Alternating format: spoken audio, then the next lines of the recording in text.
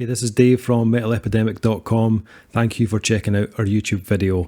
Please feel free to hit the subscribe button below if you like this type of content, and we hope you enjoy the review.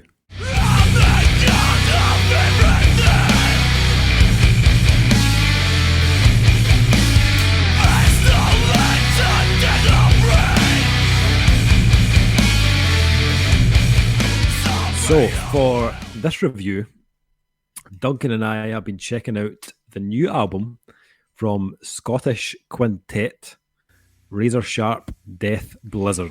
Who should have an award for best band name ever. Exactly. The band's new album is entitled The World Is Fucked, and it is due for release on July 17th. Now, I kind of thought Hacken were going to win most relevant album title of 2020. Well, I was going to say, what came first? This recording or COVID-19? I mean, because COVID-19 was being reported back in December. Yep. And they are a hardcore band, so I would not put it past a hardcore band to get in and knock out an album in a month. So, so I don't know. This has the best title of an album name from the best band name ever, and has my favourite fucking song. The last song is genuinely something we would have named an unfinished demo back in the band's day. Yeah, it's fucking amazing. So happy. Yes. So I had never heard of Razor Sharp Death Blizzard, but when I started to read the press information that came with the album, I started to get flashbacks to my youth. Oh dear. Because Razor Sharp Death Blizzard are actually the remnants of two older bands from back in the day. One called Ridgeback and one called the Swellbellies. Now, when I heard those names, as I said, I jumped back about 20 years. Because we call that a Benjamin Button, by the way. That's the official descriptive terms. One of the punk bands that I played in back around that time, called Feed, either shared the stage with the Swellbellies, or if not that, I definitely saw them live.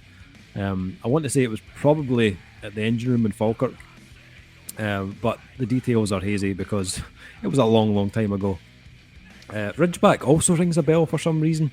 I'm not sure how. I may have seen them as well, unsure. But Razor Sharp Death Blizzard, they released their first EP back in 2015. They did a bit of touring. They then linked up with our good friend Chris Fielding. Such a good move. I know, such a good move. At Skyhammer Studios to record their first full length, which was called You Will Burn in 2016. And then during the winter of 2019-2020... COVID time, Dave. Telling you. Exactly. The band entered Folk Studios in Wales with Chris Fielding again at the helm to produce, record, mix and master the band's second album, The World Is Fucked. I just love saying that, actually.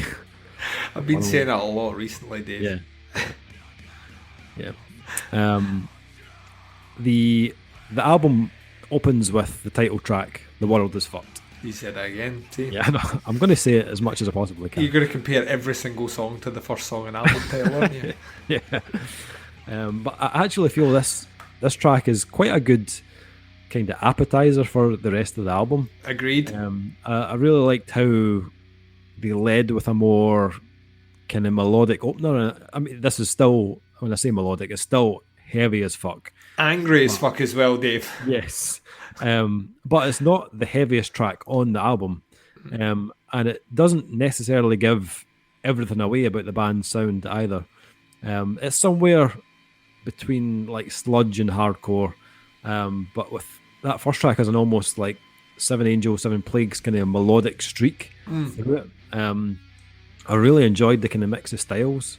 And I thought it was balanced really well on that first track.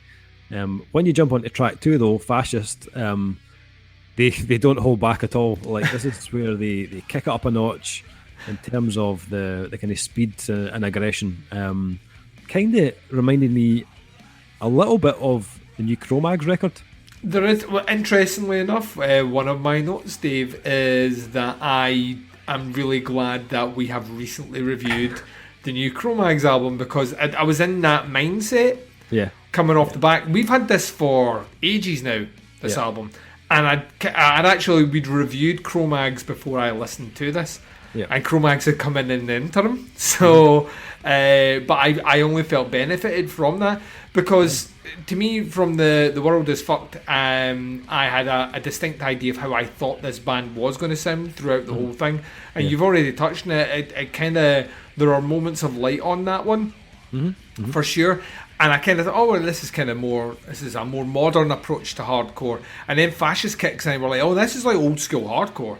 Yeah. And really, really, really angry, and in a way that makes me happy, because if you're gonna do it, you're gonna have a song called Fascist. It better be fucking angry from start to finish. And guess what, Dave? Angry from start to finish, and not a long song. Like gets in, gets the job done, collects its check, and goes home. Yes, but then on tracks like Autoerotic Asphyxiation, which you love saying as well, and Small Town, you hear the band kind of lean more into their sludge side, where the riffs just kind of ooze like a filthiness, and the vocals are really abrasive. I pick up little hints of Raging Speedhorn almost. Yep. But it's kind of mixed with almost like a newer Willhaven kind of bleakness. It's got that kind of ominous kind of lead work that it's kind of overbearing. You know what I mean? It's like you constantly feel like the other penny's about to drop. You know what I mean? Like something bad's really going to happen. You don't know exactly when it's going to happen, but you know what is going to happen. Yep. And this is to me where the band hits its stride. For me, this is like 100% playing into my wheelhouse at that point. And it's where and it's probably worth saying at this point here, there is a reason you bring this guy back in to do the production on it, because the production is fucking amazing. Yeah, absolutely. So fucking good, Dave. Yep. He should produce our podcast. Could you imagine? So sounds so good. So good. Yeah, we love Chris Field, and pretty much anything he touches just turns to gold. It's fucking gold. Everything the man touches has been solid fucking gold. Yep. Midas touch, if ever there was one. But on that track, Small Town, I loved the kind of darker tone on that track. What was the next one I was thinking about? There's a track called Failure as well. I loved the main riff on Failure. It's just got such a hard groove to it. A little bit reminiscent of Propane, which, you know, I am all good with. It's a big Davey keyword being dropped there. A little hint of like terror in there as well. It's got that kind of swagger about it, just to kind of begin with. But then the band kind of up the tempo, and they inject some more kind of punkier traits later in the track. To be honest, I think that's what I enjoyed about this release the most, just that the kind of variance in rhythm and tempo, and the kind of band's almost like their intuition to integrate some of the kind of the bleakness, you know, those kind of undertones that keep the album really interesting. Yeah, if this album's called The World Is Fucked, and essentially it sounds like a Hatebreed album, I have no fucking interest at all. Yeah, you know what I mean? Totally. And you can tell that they are forged from the climate that we're in just now. You know what I mean? There's there's a very specific reason that there is songs about kind of small town mentality. There's songs about fascism. You know, there's like real bleak content. But to be honest, all you have to do is look at the news or go on social media. Oh God. And that's right there. It's right in your face. And as a result of that, I think they encapsulate that kind of dread. And almost kind of social dysfunction and confusion really, really well on there. And it's like you say, it's the addition of just taking a bit more of a kind of, you know, darkly, I don't want to use the word atmospheric, but atmosphere is certainly a kind of a term you could throw there, and some of the lead work on the guitar, some of the riffs as well that seem to play off the back of it, where you feel like you're going in one direction and it just fucking punches you down. Just really, really, really great. I mean, to me, this is a total product of, you know, the climate that we're currently in, and it works so well to its advantage. This is a minefield for, you know, tons of content you can throw in here, and like you see the diversity between the kind of Will Haven-esque sort of hardcore, their interpretation of hardcore, but also that kind of sludgy element that comes through. Like none of it sounds like it's out of place.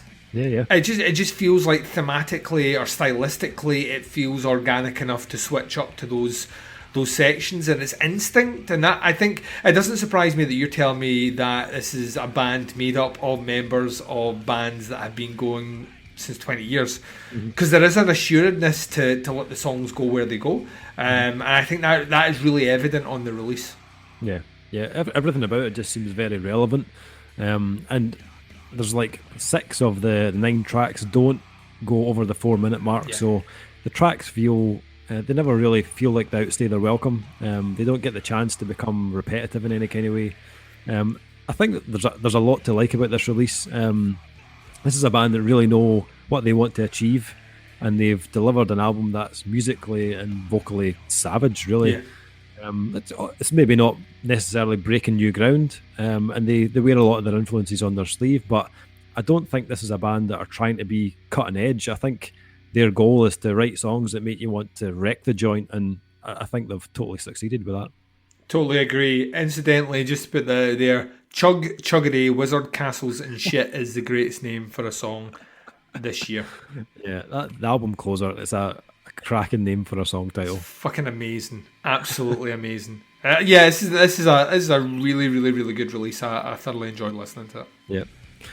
Rating wise, I'm probably sitting about a 4 out of 5 on this one for me. A 4 as well, my friend.